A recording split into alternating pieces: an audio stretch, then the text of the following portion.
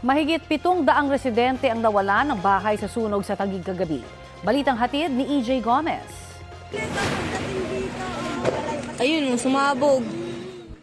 Sunod-sunod na mga pagsabog ang nakunan sa videong ito habang naglalagablab ang apoy sa Barangay Santa Ana, Taguig, pasado alas 6:30 kagabi. Bigla-biglang sumasabog yung tangke. Ilang tao ang namataang lumalangoy sa ilog para makalayo sa nasusunog na residential area. Lumalangoy na yung mga tao. Ayun, lumalangoy na sila. Para kami na sa impyerno. As in totally wash out. Wala kami na salba, ang bilis ng pangyayari. Yung apoy parang parang dilubyo kung tawagin.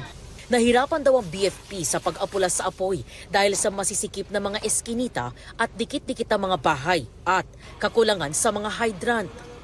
Pinakamalaking factor talaga kung bakit lumawak yung ating sunog dito ay dahil sa lakas po ng hangin na nanggagaling sa lawa ng Laguna de Bay. Inilikas ang mga nasunugan sa kalapit na eskwelahan. Ayon sa BFP, abot sa 175 na bahay ang natupok ng apoy. Nasa 350 pamilya o mahigit 700 individual ang apektado. Ang 81 anyos na si Lola Dolores na naka-wheelchair, pinagtulungan daw ilabas sa nasusunog na bahay. Naku, malaking apoy talaga doon sa dulo mo. Gusto ko. Sabi ko nga, naku, Panginoon ko, iligtas po ninyo kami sa apoy. Hindi ako makahinga sa init. Ako, Diyos ko. Sabi na nung ang bumbero, buhatin ko na kayo, binuhat ako. Nailigtas naman ng pamilya ni Hilda ang mga alaga nilang aso.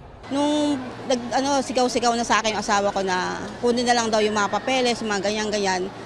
Yun lang nakuha namin yung papeles. Sabi ko, wait lang, sasalba ko lang itong mga alaga namin. Tapos yung mga damit, wala. Walang namatay o malubhang nasaktan sa sunog ayon sa BFP. Nasa 3.75 million pesos ang tinatayang pinsala ng sunog. Inaalam pa ang sanhi ng apoy na tuluyang naapula pasado alas 2 ng madaling araw. EJ Gomez, nagbabalita para sa GMA News.